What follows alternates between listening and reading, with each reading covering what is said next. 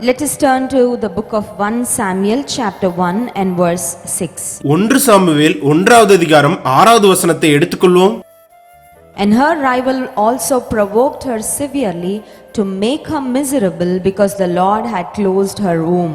கர்த்தர் அவள் கர்ப்பத்தை அடைத்தபடியினால் அவளுடைய சக்கலத்தி அவள் துக்கப்படும்படியாக அவளை மிகவும் விசனப்படுத்துவாள். This is completely a scenario or a scene that was happening in a home. இது முற்றிலுமாக ஒரு வீட்டிற்குள் நடக்கிற சம்பவம். As the owner of the family, the husband named Elkanah, அந்த வீட்டின் எஜமானன் கணவராகிய எல்கனா, he has two wives, அவருக்கு இரண்டு மனைவிகள், Hannah and Peninnah. அன்னாலும் பெனின்னாலும். God remembered Peninnah first, she had children. கர்த்தர் பெனின்னாலை நினைவு கூர்ந்தார், முதலாவது அவளுக்கு குழந்தை பிறந்தது. Hannah got children later in her life. அன்னாள் பிற்பாடு குழந்தை பெற்றுக்கொண்டாள்.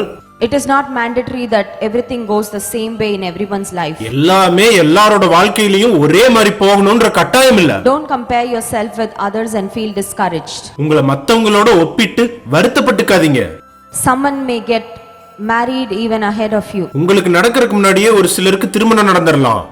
Some people may get into a job even ahead of you. உங்களுக்கு முன்னாடியே ஒரு சிலருக்கு வேலை கிடைச்சிரலாம். Some people may have children even before you have children. உங்களுக்கு குழந்தை பிறக்கிறதுக்கு முன்னாடியே ஒரு சிலருக்கு குழந்தை பிறந்துறலாம். It doesn't matter.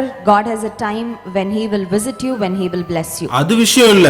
கர்த்தர் உங்களை சந்திச்சு ஆசீர்வதிக்கிறதுக்குன்னு ஒரு நேரம் வச்சிருக்காரு. When you have the blessing which someone else doesn't have, மத்தவங்க கிட்ட இல்லாத ஆசீர்வாதம் உங்க கிட்ட இருக்கும்போது, when you have the blessing that someone else doesn't have, be thankful, be grateful to God for what he has given you. மத்தவங்க கிட்ட இல்லாத ஆசீர்வாதம் உங்க கிட்ட இருக்கும்போது அத தேவன் உங்களுக்கு கொடுத்திருக்கிறாருன்னு அவருக்கு நன்றியோட இருங்க. Don't look down on people who are not as blessed as you are. உங்க அளவுக்கு ஆசீர்வதிக்கப்படாதவங்கள பாத்தீங்கன்னா அவங்களை ஏளனமா துச்சமா பார்க்காதீங்க. When someone who is not as blessed as you are in a certain area of their life comes to you, don't always talk about what they don't have and try to hurt them over and over again. வாழ்க்கையில ஏதோ ஒரு வகையில உங்க அளவுக்கு ஆசீர்வதிக்கப்படாதவங்களை நீங்க பாத்தீங்கன்னா அவங்க கிட்ட இல்லாத விஷயத்தை சொல்லி சொல்லி அவங்களை கஷ்டப்படுத்த கூடாது. We all are blessed in one way or the other.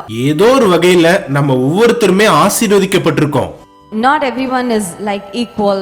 எல்லாருக்கும் ஒரே மாதிரியான ஆசீர்வாதம் கிடையாது. God has a unique way and a unique style of blessing his children. தம்முடைய பிள்ளைகளை ஆசீர்வதிக்க கர்த்தருக்குன்னு தனி வழி உண்டு, அவருக்குன்னு தனி தோரணை உண்டு. Just as how God created us uniquely, the way God blesses his people is also truly unique. கர்த்தர் நம் யாவரையும் எவ்வாறு விசித்திர வினோதமாக படைத்துள்ளாரோ அதே போல் நம்மை விசித்திர வினோதமாக ஆசீர்வதிப்பார். The Bible says that her rival provoked her severely and made her miserable. வேதம் சொல்லுகிறது அவளுடைய சக்கலத்தி அவள் துக்கப்படும்படியாக அவளை மிகவும் விசனப்படுத்துவாள். Hannah was so distressed to the point that she was weeping, she could not eat, she didn't have peace in her life. அன்னாள் எந்த அளவுக்கு வருத்தப்பட்டானா சாப்பிடாம அழுதுகிட்டே இருந்து அவ வாழ்க்கையில சமாதானம் இல்லாம ஏங்கி நின்றா. Peninnah knew that she is troubling Hannah. பெனின்னாவுக்கு நல்லாவே தெரியும் அவ அண்ணாவை கஷ்டப்படுத்துறான்னு சொல்லி. Hannah knows she cannot run away from her home. She has to live and somehow struggle and find a way out. அண்ணாளால அந்த வீட்டை விட்டும் வெளியே போக முடியாது. அதே இடத்துல வாழ்ந்து சகிச்சு போராடி வெளியே வரணும். So she has to live in that same house where her rival is troubling her over and over again with painful words. எந்த வீட்ல அவளுடைய சக்கலத்தி வேதனை நிறைந்த வார்த்தைகளை பேசி அவளை காயப்படுத்துறாளோ அதே வீட்ல அன்னாள் வாழ வேண்டிய ஒரு சூழ்நிலை. The Bible says that God remembered Hannah. வேதம் சொல்லுகிறது கர்த்தர் அன்னாளை நினைவு கூர்ந்தார். Days were not always the same in Hannah's life. அன்னாளோட வாழ்க்கையில எல்லா நாளும் ஒரே மாதிரி இல்ல. Good days came. நல்ல நாட்கள் வந்தது. The days when God remembered her. கர்த்தர் அவளை நினைவு கூர்ந்தார். God opened her womb. கர்த்தர் அவளுடைய கர்ப்பத்தை திறந்தார். God blessed her tremendously. கர்த்தர் அவளை அபரிவிதமாக ஆசீர்வதித்தார். But today my question is this. ஆனால் இன்றைக்கு எனக்கு ஒரு கேள்வி இருக்கு. Are you like Hannah or are you like Peninnah? நீங்க அன்னாளை போல் இருக்கிறீர்களா இல்ல பெனின்னாளை போல் இருக்கிறீர்களா? Who is Hannah? யார் அன்னாள்? Hannah is the one who is being troubled. Annal கஷ்டப்படுத்தப்படுகிறாள். Hannah is the one who is being insulted. Annal அவமானப்படுத்தப்படுகிறாள். Hannah is the one who is being misunderstood or bullied around the house. அன்னாள் தன்னுடைய வீட்டில் உள்ள எல்லாராலும் கிண்டலாக பேசப்படுகிறாள். Hannah is the one who is always weeping and fasting and always unhappy. அன்னாள் எப்பொழுதும் மகிழ்ச்சி இல்லாமல் கண்ணீருடன் சாப்பிடாமல் இருக்கிறாள். Who is Penina? யார் பெனினா தெரியுமா? She is the lady who was always troublemaker. அவதான் எப்பயுமே பிரச்சனைக்கு காரணமே. She is the one who was always putting Hannah down. அவதான் எப்பயுமே அன்னாள பேசியே கஷ்டப்படுத்திக்கிட்டு இருப்பா. She is the one who was cracking jokes at Hannah all the time. அவதான் அன்னாளுக்கு குழந்தை இல்லைன்னு சொல்லி அவளை கேலி பேசிட்டே இருப்பா. Maybe she was speaking very sarcastically. ஒருவேளை அவ அன்னாள குத்தி காட்டுற மாதிரி பேசியிருக்கலாம்.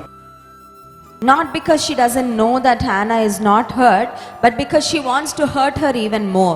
ஏதோ தெரியாம அவ அன்னாள காயப்படுத்தல, வேணும்னே தெரிஞ்சே அன்னாள காயப்படுத்துறா. The question that I want to ask us today is this. இன்றைக்கு நான் உங்க எல்லாரையும் பார்த்து கேக்குற கேள்வி இதுதான். Are we like Hannah or are we like Penina? நாம அன்னாளை போல் இருக்கிறோமா பெனினாளை போல் இருக்கிறோமா?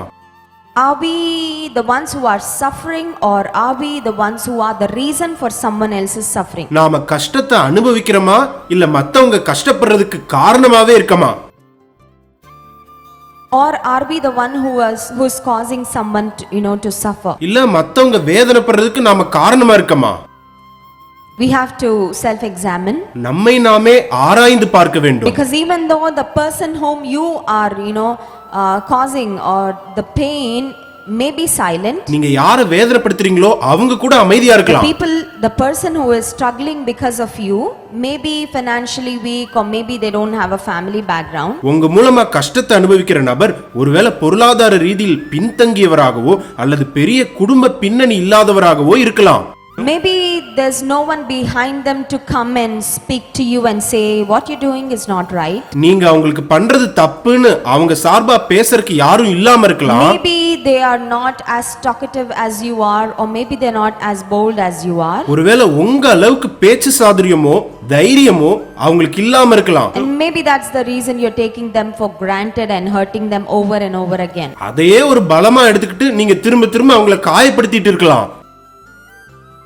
But we must always remember that God is the one who is watching. ஆனா நம்ம ஒரு விஷயத்தை மறந்துட கூடாது. தேவன் எல்லாவற்றையும் பார்த்து கொண்டிருக்கிறார். God is watching our relationships. தேவன் நம்முடைய உறவுகளை பார்த்து கொண்டிருக்கிறார். God's watching our dealings. நாம என்ன செய்றோம்னு தேவன் பார்த்து கொண்டிருக்கிறார். God's watching our conversations. நம்முடைய பேச்சையும் தேவன் கவனிக்கிறார். There are people who are just hypocrites. ஒரு சில மாய்மாலமான மனிதர்கள் இருக்காங்க. And some person comes to them, they say, oh, you know what, you're the best person I've ever met. அவங்க கிட்ட யாராச்சும் போனா உங்கள மாதிரி அருமையான ஆளை நான் பார்த்ததே இல்லன்னு சொல்வாங்க. And that person just feels so happy, so good, and he starts blushing. உடனே அதை கேக்குறவங்க ஓ அப்படியா அப்படினு சொல்லி அதை நம்பி சந்தோஷப்பட்டு And as soon as that person walks away, அவங்க வெளிய போன அடுத்த நிமிஷமே he makes a joke out of it with all the other friends and says, oh, that's a foolish guy, he just believed my words. He is the stupidest guy I've ever met. உடனே அவங்க friends எல்லாம் கூப்பிட்டு அவன் சரியான முட்டாளா இருப்பான் போல இருக்கு, என்ன சொன்னாலும் நம்புறான், அவன மாதிரி ஒரு முட்டா பையல நான் பார்த்ததே இல்ல அப்படினு சொல்வாங்க. God watches our conversations. தேவன் நம்முடைய பேச்சுவார்த்தைகளை கவனிக்கிறார். God watches our relationships. தேவன் நம்முடைய உறவுகளை கவனிக்கிறார். The Bible says that we must esteem others better than ourselves. நம்மை விட மற்றவர்களை நாம் மேன்மையாக கருத வேண்டும் என்று வேதம் சொல்கிறது. Treat others as people of value. மற்றவர்களை விலையேற பெற்றவர்களாக மதியுங்கள். Give them the due respect. அவர்களுக்கு கொடுக்க வேண்டிய கனத்தை கொடுங்கள். The Bible says do to others as you want them to do to you. மற்றவர்கள் உங்களுக்கு என்ன செய்ய வேண்டும் என்று நீங்கள் விரும்புகிறீர்களோ அதை அவர்களுக்கு செய்யுங்கள் என்று வேதம் சொல்கிறது. We never want to be insulted. நாம என்னைக்குமே அவமானப்பட விரும்ப மாட்டோம். We never want to be put down. நாம என்னைக்குமே புறக்கணிப்ப விரும்ப மாட்டோம்.